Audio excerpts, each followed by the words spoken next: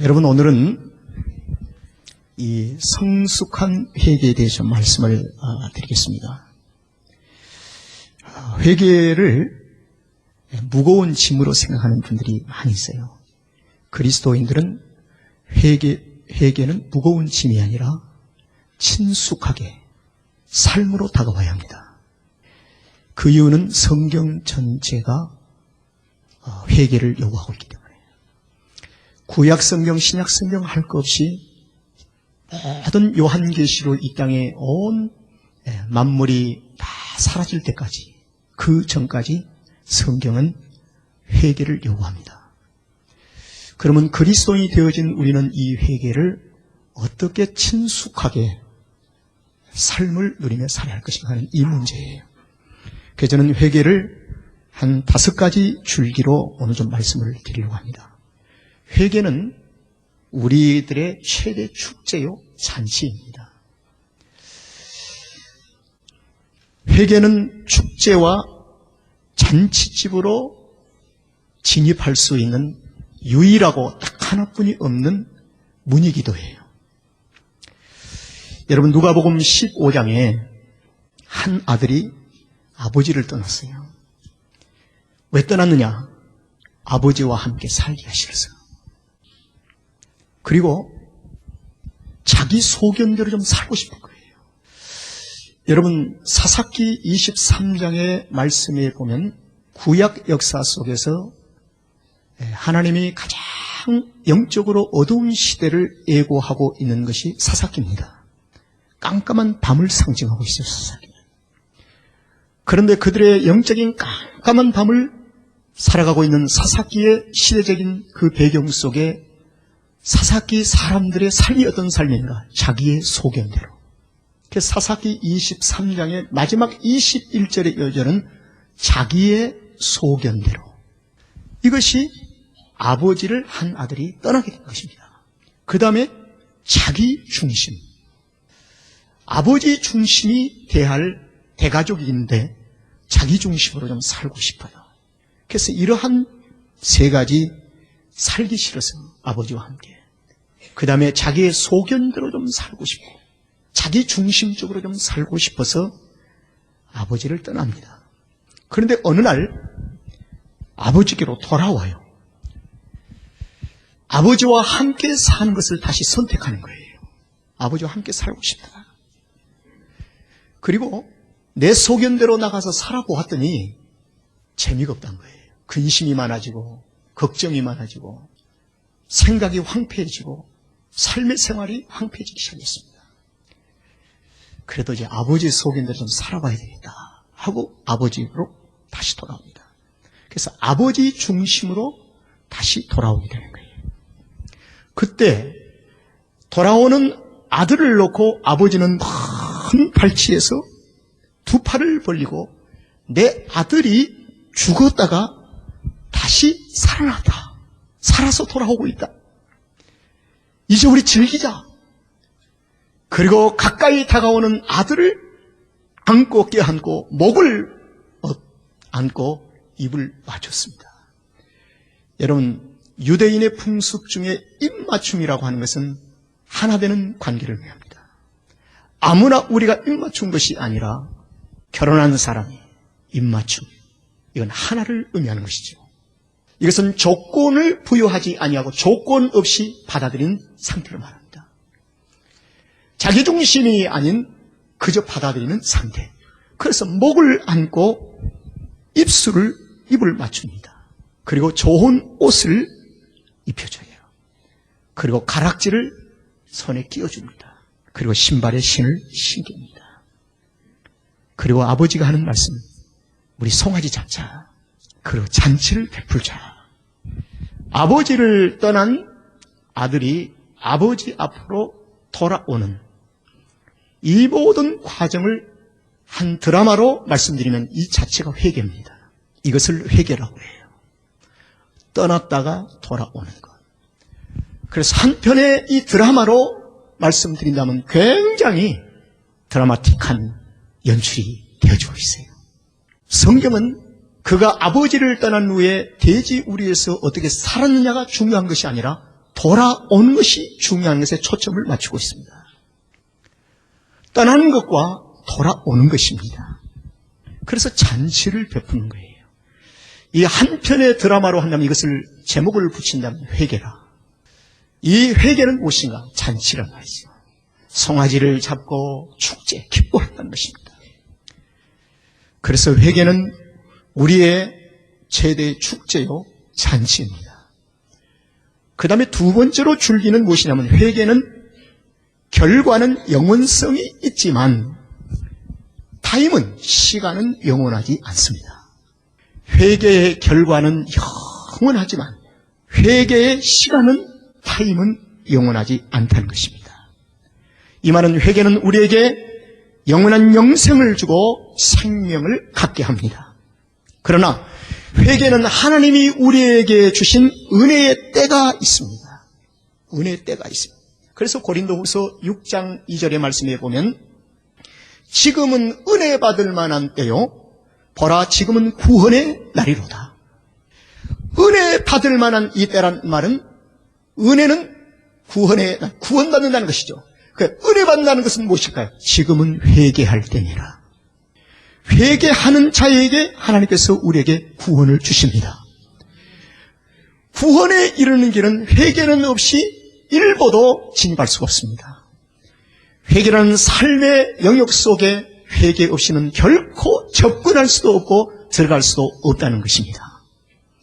죄의 몸을 그대로 가지고는 그리스도의 보혈의 공로 의지에서 죄사함 받지 아니하고는 우리는 일보도 영원한 구원의 반열에 들어갈 수가 없다는 것이죠.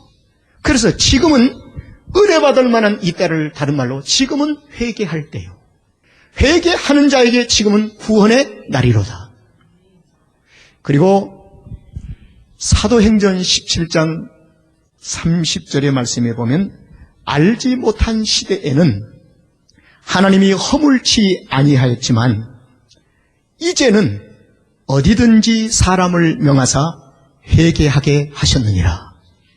복음을 듣지를 못하고 회개하라고 하는 말을 듣지 못하던 시대 때는 하나님이 허물치 아니하시지만 지금은 믿는 자를 만났거나 믿는 자에게 교회라는 얘기를 들었거나 믿는 자로부터 복음을 들었거나 예수를 믿으라는 말을 들었거나 믿는 자를 통해서 함께 교회를 가보자 했거나 찬송 소리를 들었거나 어떠한 보이스나 어떠한 만남과 어떠한 접촉이 다 이루어지는 우리의 현 시대 속에는 지금은 이제는 어디든지 사람을 명하사 회개하게 하라 하셨느니라.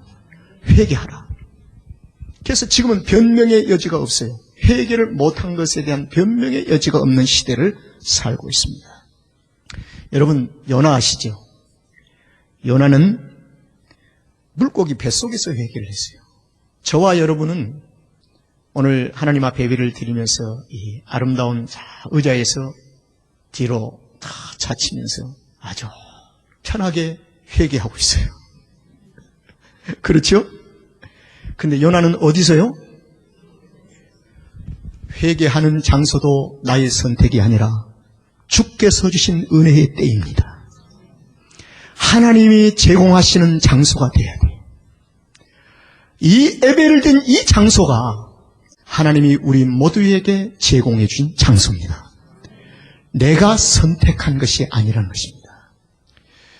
회개의 선택의 장소를 우리 개인에게 맡겼다고 한다면 요나는 절대로 물고기 뱃속에서 회개하지 않습니다.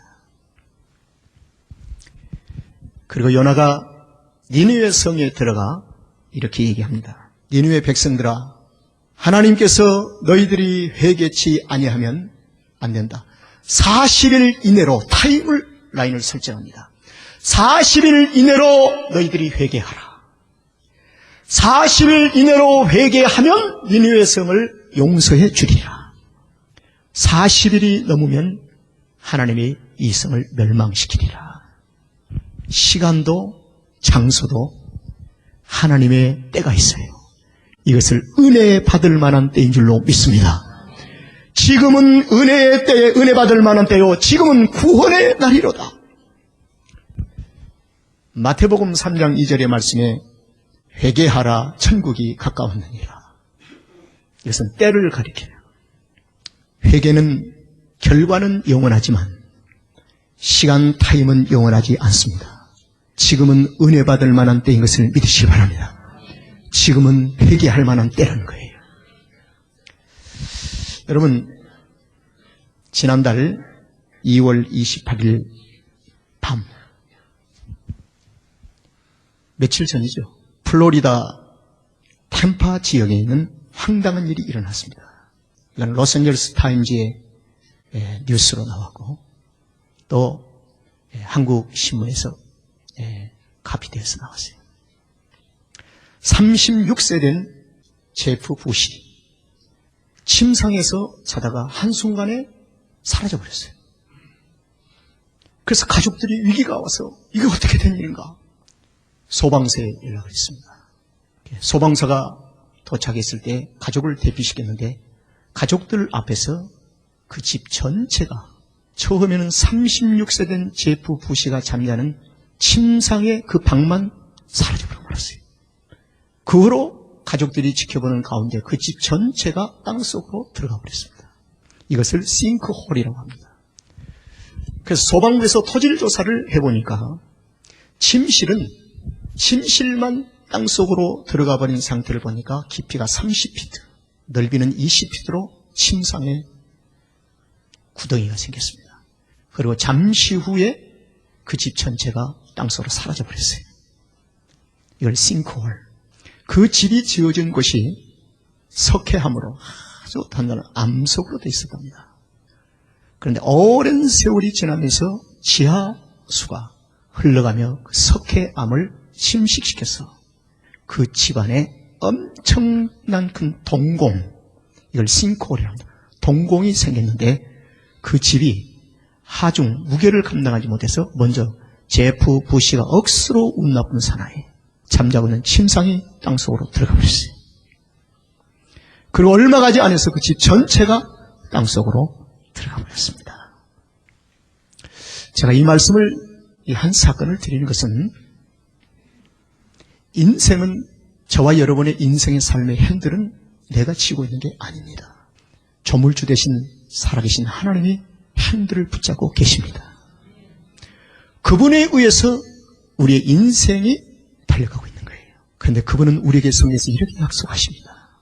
너를 시험 가운데 두지 아니하시고 실족한 자리에 두지 아니하시고 내가 영원토록 너를 지키고 보호하리라. 눈동자와 같이 너를 살펴주리라. 내 곁을 한 번도 떠나지 아니하리라. 네가 비록 나와 함께 동거하는 것이 싫어서 떠났다 한다 할지라도 내가 돌아오는 것을 기다리고 있다. 네가 돌아올 때 내가 입 맞춰 줄 것이고 네가 돌아만 오면 내가 잔치를 베풀리라. 여러분, 회개는 결과는 영원하지만 타임은 영원하지 않습니다. 이 시간 우리 하나님 앞에 회개해야 합니다. 회개가 무엇일까요? 주께 돌아오는 거예요. 하나님께로 돌아오는 것을 말합니다. 근데 이 돌아오되 두 가지가 반드시 수반이 되어야 돼요. 하나는 무엇이냐? 믿음과 행함이 함께 수반이 되어져야 합니다. 이것을 가리켜서 회개에 합당한 열매라고 얘기를 합니다. 여러분, 마음에서 이것이 내가 하나님의 품을 떠났던 것인가? 내가 하나님 곁에 있지 못한 것인가? 마음속에서 깨달음이 온 것으로 마음에서 끝나버린다고 한다면 이것은 양심의 뉘우침으로 끝난 것입니다. 이것은 진정한 회개에 합당한 열매를 맺을 수가 없어요.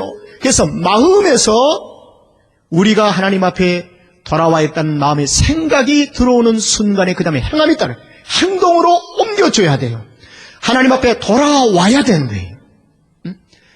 많은 사람들은 회개를 쉽게 생각합니다. 쉽습니다. 그러나 성경의 진리는 우리에게 이렇게 얘기합니다. 믿음과 행함이 수반되어지는 회개가 진정한 회개에 합당한 열매를 맺느니라. 행함이 있어야 돼요. 행함이. 그리고 네 번째로 회개는 우리에게 유익을 줍니다. 첫째, 자유함이 있습니다. 자유함. 죄 사함이 이루어집니다. 여러분, 이 말씀을 드리면 상당히 여러분들에게 이해가 빨리 될 거예요. 아브람이 갈대 우르에서 살 때 그는 자연 이름이 아브람이었습니다.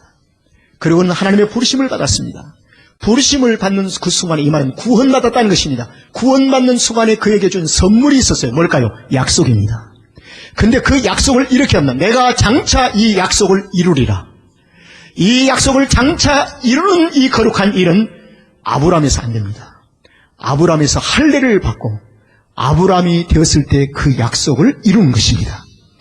그래서 할례는 무엇입니까? 회개입니다. 우리의 모든 허물과 죄악을 다 사하는 것입니다. 그래서 성도는 회개할 때 이미 우리에게 주어진 약속을 이루는 것입니다. 약속이 우리 안에서 성취되어지는 거예요. 그래서 우리가 구원은 받았지만 땅 위에 사는 동안 영원토록 이 땅 위에 사는 동안 생애를 마치기 바로 일보 직전까지 아브람으로 살아가는 자들이 있어요. 아브람으로 사는 것이 아니라 아브람으로 사는 자들이 있다고 말입니다. 그렇기 때문에 그 약속은 그 안에 주어졌지만 그 약속이 이루어지지 않는 거예요. 약속의 성취는 할례를 통과한 후에 아브라함이 되었을 때 하나님은 약속의 성취에 이삭을 선물로 주신 줄로 믿습니다. 믿으세요? 그렇기 때문에 회개가 중요한 겁니다. 회개.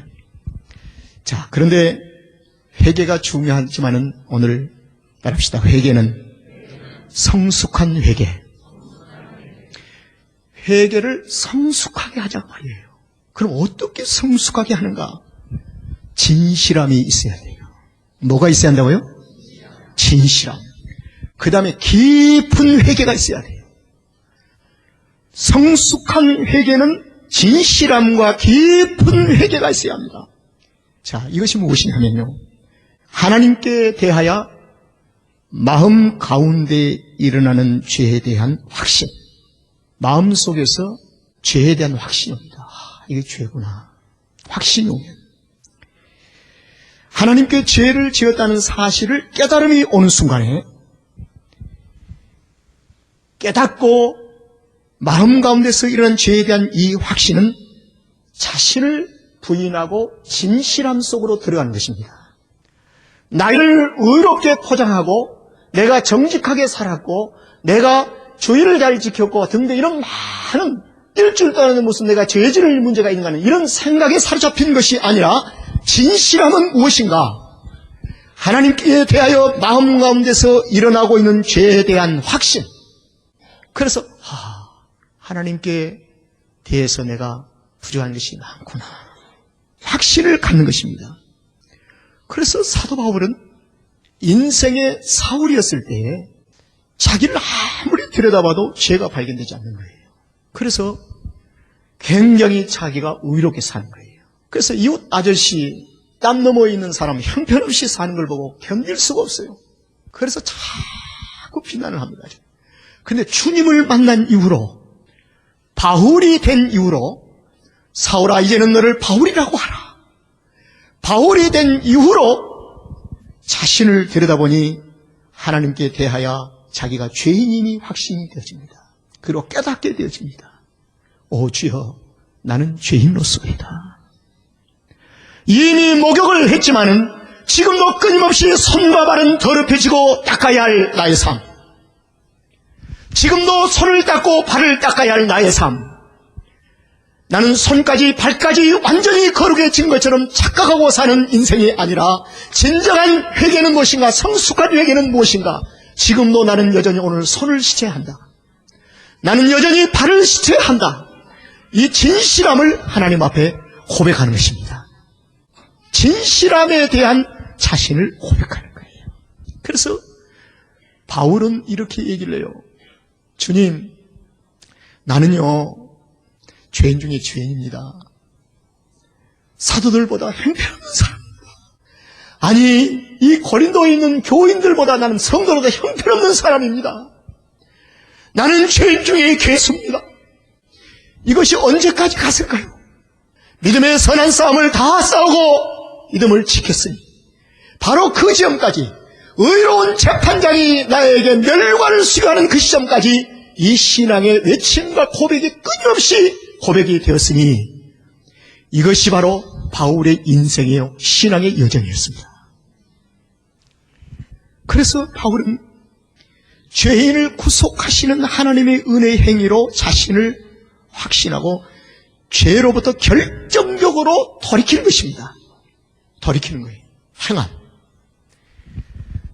그 다음에 성숙한 회개는 전인격적인 생활로 전환하는 것입니다.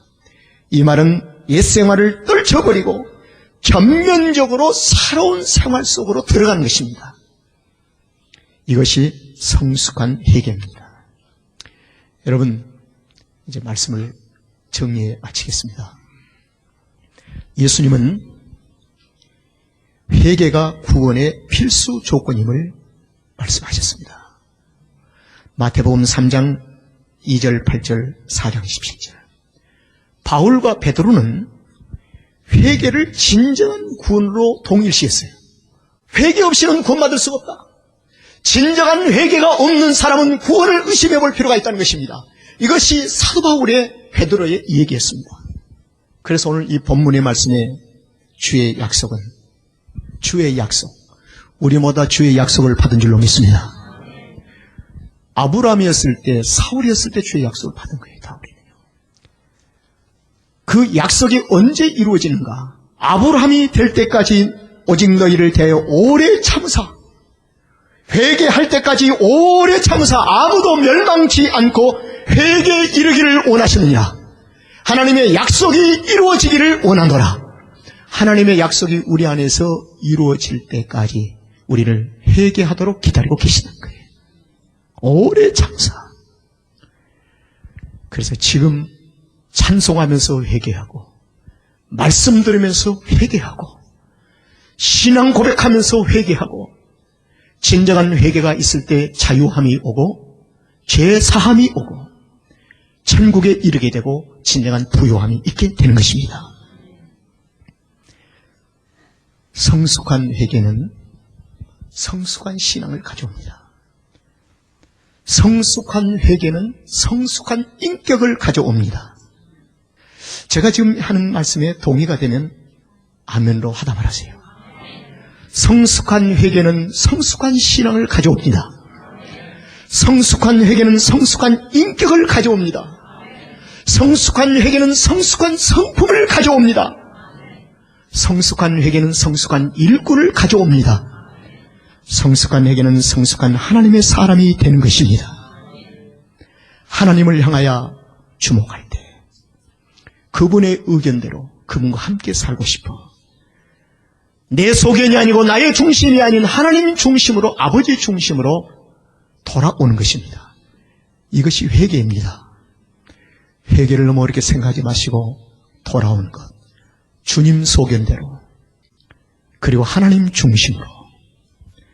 모든 그리스도인은 온전하시고 의로우신 주님 앞에 삶이기에 우리는 그 의로우신 주님 앞에 날마다 주님의 이름으로 회개의 삶이 친숙해야 합니다. 어떤 사람은 너무나 자신에 대한 인격의 완전성과 깨끗하게 산다는 정직성이 오히려 회개를 가로막을 수 있는 장애물이 될 수 있습니다. 어떤 분은 이런 분들이 있어요. 내가 지금 이것을 회개하면 나는 내일 그 사람을 또 미워할 것인데, 이왕 미워할 것 또 회개하면 내 자신을 속이는 것이야. 이래서 자신의 정직성과 자신의 의로움으로 엎혀진 이 잘못된 것 때문에 회개를 포기합니다. 내일 일은 주께 맡기고 지금 이 시간에 성령께서 우리에게 확신을 주시고 깨닫게 해 주시는 대로 사랑하는 주님 앞에 겸손히 무릎을 꿇고 내 자신의 잘못을 회개하는 자에게 하나님께서 내일을 능히 이길 수 있도록 하늘의 능력을 우리에게 주십니다. 그래서 회개하는 거예요. 응? 여러분이 회개는 미룰 문제가 아니라 지금 회개를 드리는 것입니다. 말씀을 마칩니다. 성숙한 회개가 가정과 교회를 건강하게 하고 화목하게 하고 진정한 하나님의 나라의 천국을 세울 수가 있습니다. 성숙한 회개가 있는 가정은 정죄하지 않습니다. 성숙한 회개가 있는 교회는 정죄하지 않습니다. 성숙한 회개는 하늘의 미랄이 땅에 들여 썩은 많은 미랄을 생산해낼 수가 있습니다. 이것이 바로 하나님의 교회 부흥이요 하나님의 거룩한 날의 약속임을 믿으시기를 바랍니다.